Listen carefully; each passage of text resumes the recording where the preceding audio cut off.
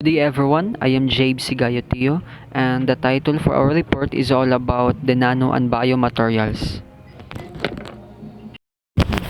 Introduction to nano and biomaterials.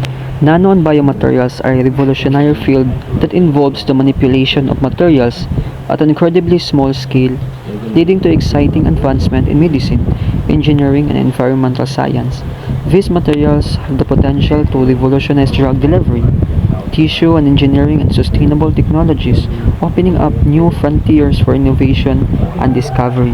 So when it comes to nanomaterials, so these are materials with very small dimension at nanoscale, about typically between 1 to 100 nanometers. These material exhibit unique properties and also their behavior due to their small size, including increased surface area and the novel physical and chemical characteristic. Some of the example for nanomaterials include the nanoparticles. These are tiny particles with dimension at nanoscales used in various applications such as drug delivery, imaging, and catalysis. The second one would be the carbon nanotubes, cylindrical structure made of carbon atoms, known for their strength and electrical conductivity. The third is the graphene, a single layer of carbon atoms arranged in hexagonal lattice, known for its strength, conductivity, and flexibility. And last would be the nanowires, ultra thin wires with nanoscale dimension used in electronics and sensor. So when it comes to electronics, before the IC is too big, so it is not convenient to use. It is because it consumes a lot of power. So as the nanotechnology intrudes to human, is they improve the specifically the scale of the electronic components, which is ang IC is gamay na siya kaayo and it has in a good efficiency. So thanks for the introduction for or thanks for the invention for the um, nanomaterials. The second one would be the biomaterials. So biomaterials, it could be a particles or a materials that is having a large amount or large scale that is compatible with humans. So upon using a biomaterials sa atong body, is it should have a better research kung what will be the effect sa atong body. So as the technology becomes more advanced, is there would be a kuana kanang advancement sa mga biomaterials nga ang iyang disadvantages nga makuha or the side effects sa atong body is gamay na lang. So biomaterials, it could be the substance. So substance are those not natural substance. It is because these are substance nga man-made. So one of the example with that is if we're going to use that substance sa mga sakit, like we use that substance for the fastest healing sa atong bones, and not just ingon ana, but also some substance nga gina-apply nato sa body, especially sa atong mga cells. One of the example ana is ang atong kanang ilang inject sa atong lawas. And also when it comes to materials, consider pod as biomaterials ang mga braces sa tango. Not just like that, but also sa mga gigamit sa mga bone replacement, sa hip replacement, or especially sa mga bones, there are some biomaterials nga na apply nila. So that is the example and application for biomaterials. The next would be, what are nano and biomaterials? Nano and biomaterials are materials at the nanoscale and substance engineered interact with biological system. They encompasses a wide range of materials such as nanoparticles, nanotubes, and biocompatible polymers. Nano and biomaterials play a crucial role in numerous fields including medicine, electronics, and environmental science. So it is just as what I've discussed before sa introduction sa bio and nanomaterials is when it comes to nano, those are materials that are in a nanoscale. It is typically about 1 to 100 nanometers when it comes to their size. And when it comes to biomaterials, it could be substance or materials that is having a large scale of compatibilities, and it has a lot of research nga dapat buhaton before having a biomaterials nga gi-install sa tao, because there are some side effect nga pwede that could lead to harm sa atong body. That's it. Today. Today, I will be discussing about properties and applications of nano and biomaterials. Properties and applications of nano and biomaterials. Enhanced strength. Nanostructured materials exhibit increased strength and durability, making them valuable in manufacturing and construction. One example of nanomaterial that enhance strength is carbon nanotubes. Carbon nanotubes are cylindrical structure of composed carbon atoms arranged in a hexagonal lattice. They exhibit exceptional mechanical properties, including high tensile strength and stiffness, making them promising candidates for enhancing the strength of various materials. Biocompatibility. Materials are designed to be compatible with biological systems, making them ideal for medical implants and devices. Targeted drug delivery. Nanoparticles enable precise delivery of medications to specific location within the body, increasing treatment effectiveness. Nanoparticles, like examples, targeted drug delivery is nanoparticles carried for delivering therapeutic agents such as drugs, examples, genes, or proteins to specific targets within the body.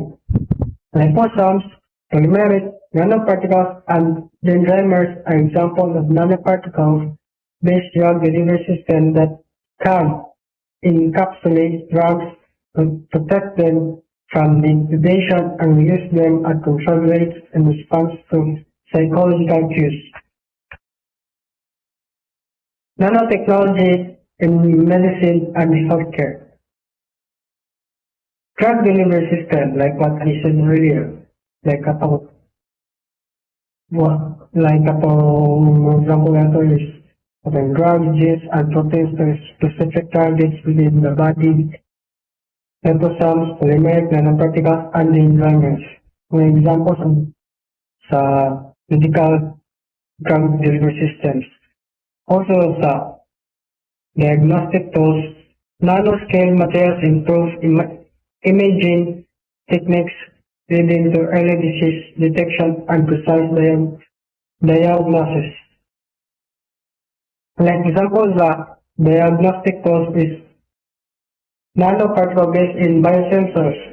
Ang use sa biosensor are designed to detect specific biomolecules or analytes in biological samples with high sensitivity and selectivity. And other example is that is arterial flow assays.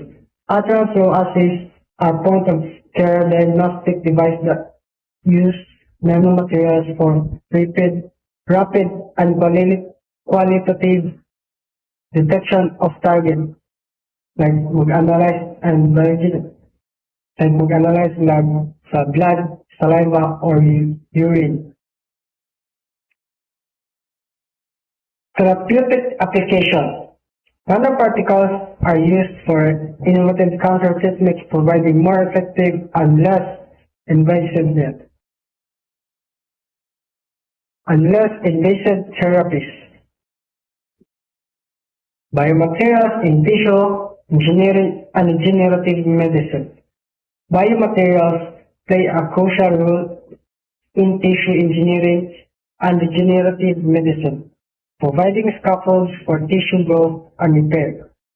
They are designed to mimic the natural environment of cells, promoting regeneration and healing of damaged tissues.